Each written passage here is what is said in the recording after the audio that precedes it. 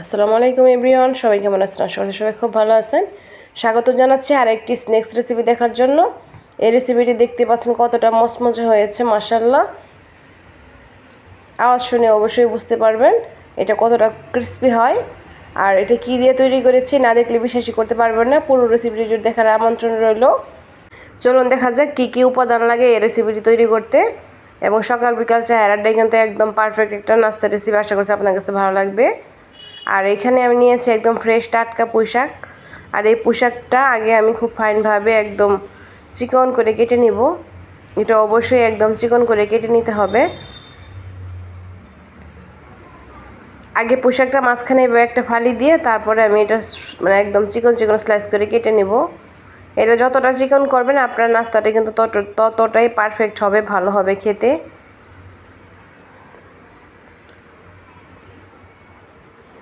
আর পুঁইশাকে তো প্রচুর পরিমাণে ভিটামিন থাকে, এটা আমাদের শরীরের জন্য খুবই উপকারী একটি খাবার।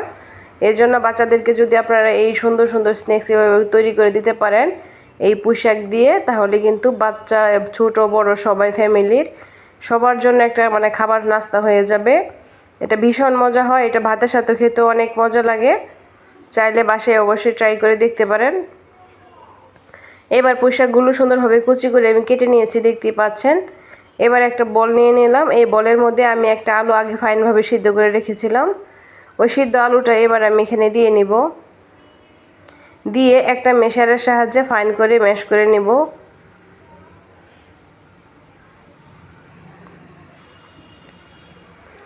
এইভাবে সুন্দরভাবে ম্যাশ করে নেবেন যেন একটা দলাও না থাকে, তাহলে কিন্তু আপনার নাস্তাটা একদম পারফেক্ট সুন্দর হবে। আর আজকে যে নাস্তাটা আমি তৈরি করলাম এগুলো কিন্তু সম্পূর্ণ একটা হেলদি নাস্তা, সবজি নাস্তা বলতে পারেন।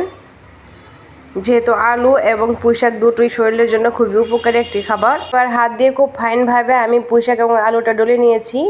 এবার 1 কাপ আটা এবং 1 কাপ চালের গুঁড়ি দিয়ে নিলাম। চালের গুঁড়িটা দিলে কি হবে, নাস্তাটা ক্রিস্পি হবে, আর আটাটা দিলে খুব সুন্দর বাইন্ডিং হবে। তারপর দিয়ে নিলাম স্বাদ মতো লবণ। তারপর দিয়ে নিলাম 1 টেবিল চামচ রসুন বাটা, 1 টেবিল চামচ আদা বাটা। এবার দিয়ে নিব 1 টেবিল চামচ হলুদ, 1 টেবিল চামচ শুকনো মরিচ, 1 টেবিল চামচ ধনিয়া, 1 টেবিল চামচ জিরা গুঁড়ো।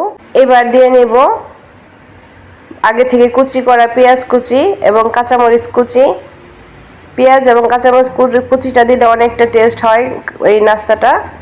এবার হাত দিয়ে ফাইনভাবে মেখে নিব। এটা খুব সুন্দরভাবে মেখে নিতে হবে। পারলে হালকা একটু পানিও ইউজ করতে পারেন। যেহেতু এখানে চালের গুঁড়িটা দিয়েছি, এখানে হালকা একটু পানি দিয়ে এইভাবে হাত দিয়ে ভালোভাবে ডলে নিতে হবে।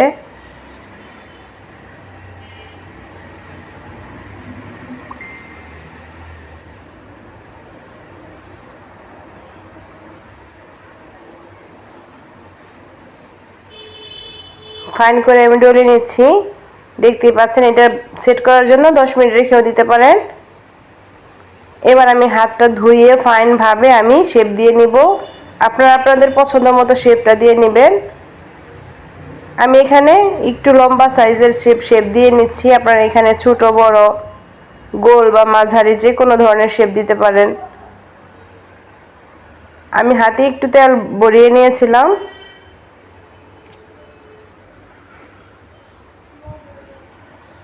এইভাবে আমি প্রত্যেকটা মানে নাস্তা করে নেব, এইভাবে লম্বা করে।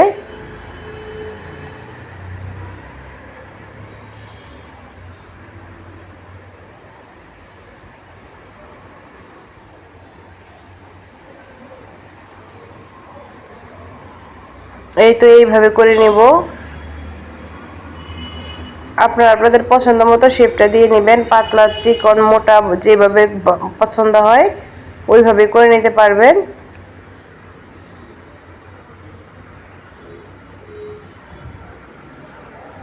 এইভাবে এক এক করে আমি সবগুলো নাস্তা করে নিয়েছি, দেখতেই পাচ্ছেন। প্রত্যেকটা নাস্তায় আমি করে নিয়েছি। এবার ভাজার পালা। এটা খুবই হেলদি একটি নাস্তা রেসিপি। আশা করছি আপনাদের কাছে ভালো লাগবে। যারা এই পর্যন্ত চলে আসছেন প্লিজ একটা লাইক দিন। আর যারা নতুন আছেন সাবস্ক্রাইব করে বেল আইকন অন করে রাখতে পারেন, চাইলে শেয়ারও করে দিতে পারেন। এই তো হয়ে গেল আমার নাস্তাগুলো তৈরি। এবার ভাজার পালা। এবার একটা প্যান বসিয়ে দিব। প্যানে আমি তেলটা গরম করতে দিয়েছি। এবার এক এক করে সবগুলো নাস্তা দিয়ে নেব।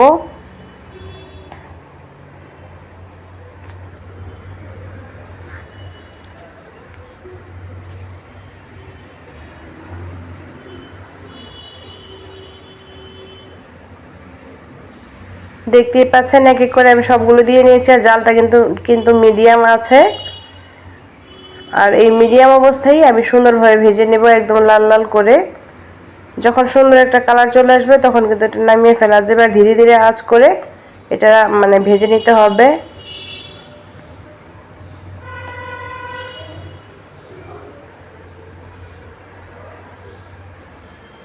মোটামুটি আমি ভেজে নিয়েছি লাল লাল করে, দেখতেই পাচ্ছেন কালার চলে আসছে।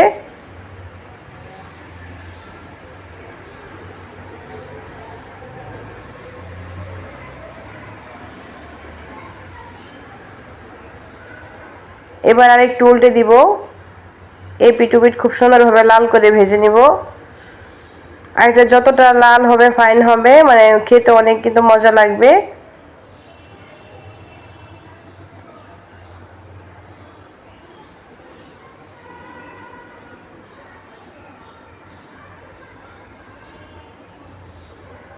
হালকা একটু সময় ধরে এটা ভেজে নেবেন, একদম ভিতর সহ যদি হয়ে যায় তাহলে কিন্তু খেতে ভীষণ মজা হয়। দেখতে পাচ্ছেন কালার চলে আসছে মাশাআল্লাহ। এবার আমি এটা তুলে নিব এক এক করে।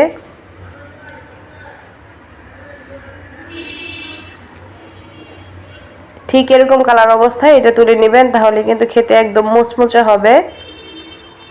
আমি একটা ছাঁকনির সাহায্যে তুলে নিচ্ছি। মাশাআল্লাহ দেখতেই পাচ্ছেন কতটা ফাইন এক কালার হয়েছে।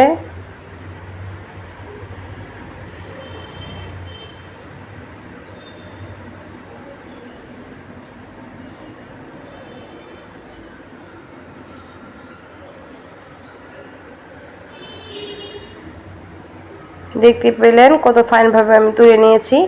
কালারটাও ভীষণ মজার একটা কালার হয়েছে মাশাআল্লাহ। আর এটা যদি চায়ের সাথে দেন বা সসের সাথে দেন তাহলে কিন্তু সবাই পাগল হয়ে খাবে, বুঝতেই পারবেন না আপনি এটা কি দিয়ে করেছেন।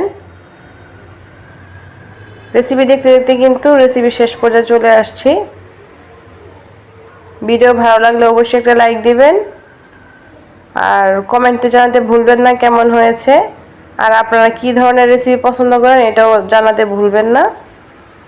আজ এই পর্যন্তই, দেখা হবে পরবর্তী রেসিপির সাথে। সেই পর্যন্ত সবাই ভালো থাকেন, সুস্থ থাকেন, আমাদের জন্য দোয়া করবেন। আর এরকম মজার মজার রেসিপি করে বাসায় খাবেন। আসসালামু আলাইকুম ওয়া রাহমাতুল্লাহি ওয়া বারাকাতুহু। আল্লাহ হাফেজ। Take care everybody.